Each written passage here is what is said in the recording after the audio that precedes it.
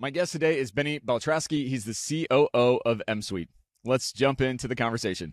Welcome to the Bridging the Gap podcast, recording live here at Autodesk University. Benny, thanks so much for taking the time and joining the show today. Thanks for having me, man. It's been a good AU. Awesome. We were reminiscing yesterday about you being one of the first early guests on Bridging the Gap. So it's come a long way in those years. Yes, it has. In office in Atlanta. That's right. I feel like it was like a old school high school garage band back then, and now we have cameras and lights. And you're big time now, man. You're big time. It's been a fun ride. So thanks for coming back on. So let's focus on the MEP guys for a minute. What are some of the big significant trend lines that you've seen over the last year or so? Yeah, so I mean, we're continuing to see adoption of prefabrication and offsite construction. That's really been the move. I mean, I think most of the industry has been made the transition from CAD to Revit. Mm-hmm. And now we're looking at ways on how do we accelerate the processes to make things safer, more efficient. And a lot of that's happening through the offsite construction. And so that's really been the largest trend. The other one, though, that I'm seeing and loving is like, how do we change our workflows to make things simpler? Because a lot of times we've been limited by the software application. Mm-hmm. And so we've had to do it a certain way. And now we're seeing new applications, new ways of doing processes that we might have not done before. Mm-hmm. And so that's been exciting for me. Yeah. How has the MEP guys, they have their process, they have their systems, and they're, very loyal group of people. How are you noticing them kind of really coming over and being, open to learning new software and adopting that? Yeah, no, I think the reality is there's a labor gap. Mm-hmm. And we talk about this a lot in construction.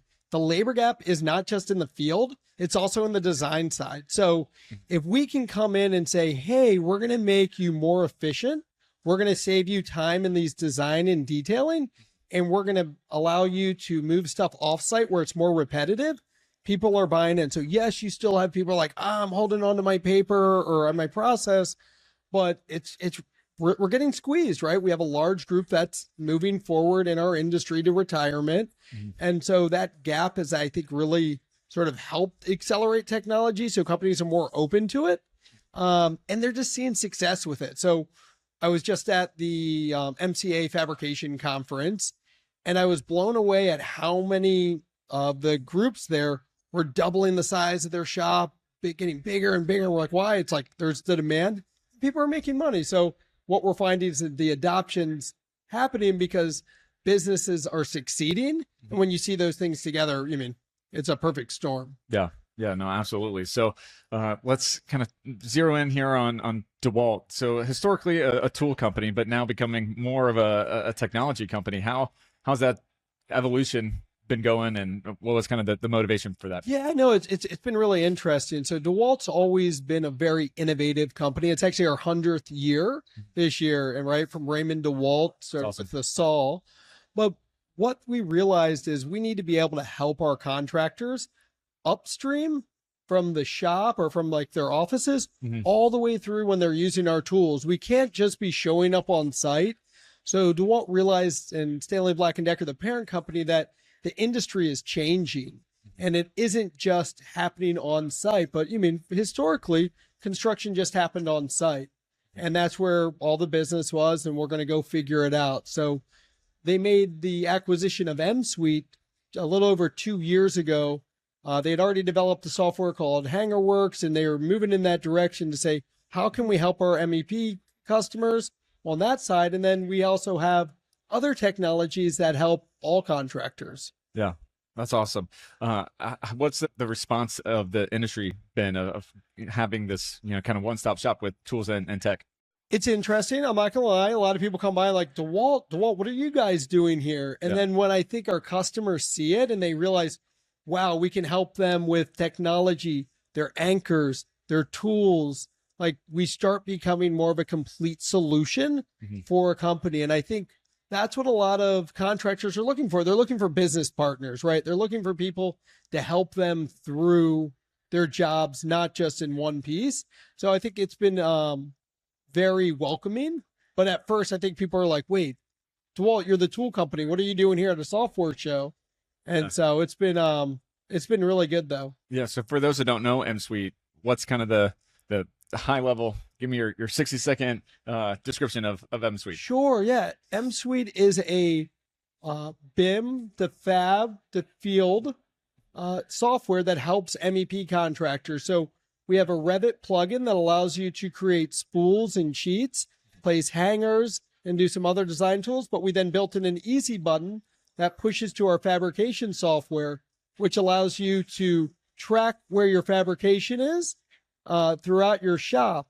And so we then feed the machines, if you have the Tiger stops and other machines on the floor, and give the workers the instructions and track those packages through to the site. Yeah, awesome. So let's kind of double click on that a bit more. On the productivity and the collaboration side, how's MSuite come along and really help the trades in that space? Yeah, so I mean, I think the original thing is when we started out of a mechanical contractor in the Midwest, and they weren't able to track where their things were. How are we productive? How are we not? And so a lot of this was being done in very manual processes. And we've seen this evolution, right? Where, okay, we're going to take a BIM model, we're going to dumb it down to a 2D PDF, and then we're going to hand that PDF to the shop and say, go build it. Mm-hmm. And we realized, well, there's got to be a better way. Can we leverage the data in the model to then help be dynamic on the shop floor and to automate these processes? Can we give people data and analytics around what's really happening in their shops that they might have wanted before? And so these are the things that we've been able to accomplish, and it creates a much more streamlined process. And I think it also lends to this evolution I was talking about, where more and more work is going off-site. Mm-hmm. Yeah, no, absolutely. So this week there was the big announcement that MSuite and Applied Software Great Tech have come together and partnered.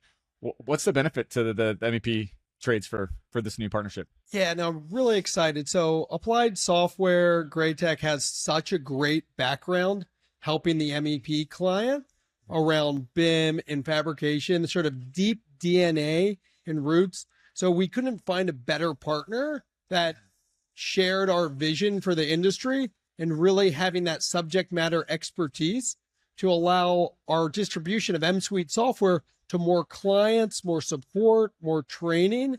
So it's something that we were really excited to announce before this AU. It's something that's been in the works. We're very excited that we got it off this year. Yeah, I'm pumped about it. You know, the MEP have a special place in my heart for sure. So I think it's just a natural partnership that just totally makes sense. So it's gonna be all good. Exactly. I think sometimes you see these partnerships, it doesn't make sense. This one's like, yep, okay, let's do this. Yeah, absolutely. So what kind of is behind and driving your passion for the trades? I got started in this industry almost 20 years ago, and I realized that the trades were just sort of left behind a lot of times. It was always, okay, the owner of the GC, let's build something for them. And when I realized, I'm like, at the end of the day, these are the people actually building the projects. These are the people funding the projects. How can we build faster, safer, and more efficient? And I realized, well, how do we do that? It's not by, no offense, it's not by another GC software, or it's like, how do we help the trades get home safely, get their jobs done? And so it's been really exciting, and to watch the evolution of the trade contractor and watch the MEP contractor really lead the way on some of these technologies with not just Revit and BIM. I mean, look around us. I mean, there's some really cool stuff here. Yeah. That you might have not seen just a few years ago. Yeah. That's what I think is so cool about the MEP trades specifically, is they really are the tip of the spear when it comes to industrialized construction. They're the ones that are making it happen, and they're kind of quiet and off on the side. They don't always get the spotlight that they should, but they are doing some really amazing things. And if you think about, just like, for example, the building we're in today, if you look at the electrical systems, the ventilation, the plumbing, like, it's a lot of work, and it's a lot of the most detailed work that's going in there. So they're starting to really take the lead on some of the collaboration. And when you're looking at the coordination, our MEP contractors, mechanicals and electricals are really pushing this forward. Yeah. I mean, they're the heart and soul of the building. You can exactly. try to have a building without MEP, you're going to be in bad shape. Yep. So, how do how do you balance the traditional side of what has worked with embracing the new technology and kind of new methods and workflows that are out there? I think what we try to do is focus on driving our customer forward and making them a better contractor. And I think we just doubled down on that. So, I mean, there are some things where if we can show them how to get there and we show them good results, they're going to keep coming. They're going to get more. They're going to go further. They're going to challenge us, which we love, right? Like, can we do more? How can we build a better software? How can we do this? And so I think that's what we do. And there's going to be people that will take a little bit longer to come along. But I think what we were talking about earlier, money flows through. And when they're seeing, hey, I'm going to be more profitable if I'm doing it this way, it sort of helps it go. Or my people are going to be safer, happier. That also helps it. Right. Yeah. When you say about challenging, I think that's another great quality of the MEP trades is they are not afraid to give you their opinion, This is good true. or bad. And so they're going to just shoot straight with you. So they're very willing to say, hey, this is awesome. Keep on doing this. It would be really cool if you could do the XYZ. And then they're going to say this is a way. So, Yeah, that's right. I cut my teeth. I implemented the mechanical contractor on the Freedom Towers, and they're from Long Island, and they'd call in to, this is going back to another software company. They call in, they're angry. And I'm like, no, they're just talking about, they're this is how they talk. this is like, Don't take it personally. not taking it personally. They're just giving feedback. This is great. We're going to grow. But yeah, no, it's awesome though, working with a group that are so open and like want to drive forward and want to get better and want us to get better. We really appreciate it. It's really great. Yeah, that's awesome. What do you think is the next leap forward in technology for MEPs? So we're doing a little bit of a sneak peek of the new MSUITE BIM hangars. And so some of the things that we're doing there where our systems are talking to one another within the model, where things are more reactive, I think it's where things are going. So for example, instead of having to manipulate and move things manually, well, why can't things know where the next one is? Why can't we be a little bit more automated? So that's one. I also love where some of this, I don't think we're right there, but the sort of AI driven design, not quite there, but we're starting to see some cool things come out where we're moving in that direction. So how do we automate these sort of manual tasks, make them easier? And how do we make the software tools work to our workflow? So what we've had to do historically is like Revit maybe wasn't originally developed for a mechanical contractor. So we had to work around the way it was built. And so we're trying to take a step back and say, well, let's look at what's the most optimal workflow and then apply it versus going and saying, well, this is the way the software works, so we have to do it this way. Mm-hmm. Yeah. So you brought up AI. So let's double click on that because that's everybody's favorite topic around here. Yeah. You said it's not quite there yet. What do you think the timeline is for AI in construction? So AI overall, there's some great applications today around data, support, asking questions. Where I was referring to is more from a generative design side. It's getting there, sort of like this idea of run this process, do this for me. Right. But no, easy button. Yeah. Not quite there. But I think we're looking, well, let's find those very time intensive things. Where can we do these repetitive tasks? And we're starting to see those. But I'm seeing a lot of cool applications from different providers as well as Autodesk that people are trying to push the limits. And we're just at the beginning of it. But it was really amazing to see some of the stuff I saw on the show floor that people are thinking and moving in that direction. Yeah. Yeah, for sure. So what are some of the kind of main takeaways so far from AU? I think the maturity level of the software. So I've been coming here for many years, and when I look around now, the softwares are getting very mature and very accurate, right? Whereas like before, it was like, oh, maybe there's a couple tools, I got an idea, but we got layout robots that's been here for years. We got AR, we got VR, and these are now established products. We have AI tools, and of course the BIM solutions, project management, job costing, all these things, which weren't, I don't say they weren't fully baked. Now they're there. So that's been really amazing for me to see how far everything has come and just the interest level. So earlier you brought up the labor shortage and not having enough people. What's a way that we can try to bring more people into specifically into the trades? So one thing that I'm really proud about is, so Stanley Black Decker, DeWalt's parent company, we committed $30 million to grow the trades. Nice. And so we've started initiatives through different skilled training facilities where we're giving grants and scholarships as well as direct funding. So there's some really good ones out there. I'm taking a blank right now on rock. It's a sheet metal one that Angie does. Heavy metal summer camp. Like, Yes.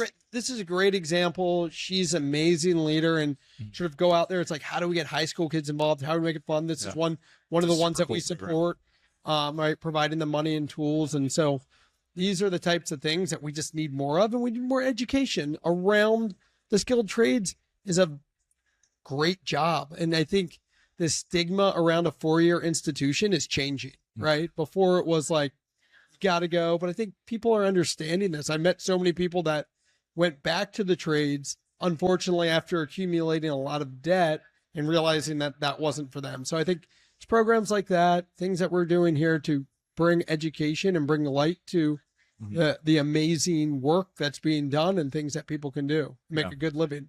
Yeah, no, absolutely. And I think the more that we can share the stories of the tech that's out here, AI, VR, the robots that are out there, there's a lot of really cool things happening in construction. And it's not the construction industry of 50 years ago that a lot of people still kind of think and have their minds wrapped around. So yeah, right. Or even 10 years ago, right? We went from faxing to automating those faxing processes to now reinventing the processes. And so I think the next 5 to 10 years is going to be really exciting. Yeah, no, absolutely. So what is the phrase modeling the future? We're in the Great Tech booth. That's the tagline of Great Tech. What is modeling the future? What does that mean to you? What does that look like? Okay, well, that's a good one. So I think for me, it's how do we set up an infrastructure for the trades to build the future, right? And so it's not just technology, but it's training. How are we setting up that to move everything forward in our industry? But I like that. That's a great tagline. Yeah. What about innovation? How would you define innovation? Well, that's a very many answers there to share. No, I'm sharing from what perspective, but I think continuing to try new things and pushing forward helps us to drive innovation. And from us internally is thinking outside the box. We step back, we sit with our customers, we listen, we hear the pain, and try not to fit a circle into a square or say, okay, this is just how we've done it. How do we take a step back and look at the problem differently? Because we might come up with something really that we never thought of that will 10x us. Yeah. So with the trades, small margins, no time to maybe sit and kind of think strategically. How do you map that kind of innovation white space period into the workflow? You have to find time for it. You have to find people within your organization that want to drive that forward, because if you're too busy just focusing on the day-to-day, you're going to miss those things. And our contractors are doing great with this, though. We see a lot of, doesn't have to be an innovation lead. It could be someone from your VDC team or someone from your finance team that wants to push forward, but trying to look at ways where we can innovate or drive our companies forward, not just to do it, but to actually make us better at what we do. Nice. How do people learn more about MSUITE and DeWalt and what you guys got going on and connect with you? Yeah, sure. Go to the Great Tech Applied Software site. You could go to the MSUITE. Yeah, so reach out. We have a lot of really interesting things out and coming out. So yeah, if you go to DeWalt.com, you can find on construction technology. Great Tech site, you can find some more on the MSUITE product, or feel free to reach out. Awesome. Well, final question for you. If I could give you all construction power, you could snap your fingers and innovate one thing in the industry, what would you pick to innovate? Oh my gosh, this is such a great power. I didn't know this is like the gotcha question. Oh my God, there's so many things going through my mind. With great power comes great responsibility. So just take a moment if you need it. There we go. So I can just change one thing like that. I think I'm going to go to the RFI process. Just like eliminate the RFI and move it right to the model and just say, hey, let's actually build in the model first and just let's just throw out the RFI. You would throw out a lot of frustrations and people probably wouldn't be as gray. Yeah, I know. Maybe we'll have too many change orders, but that's my goal. There we go. Nice. Well, Benny, thanks so much for taking the time and joining the show. All right. Thanks for having me, man. That's been great.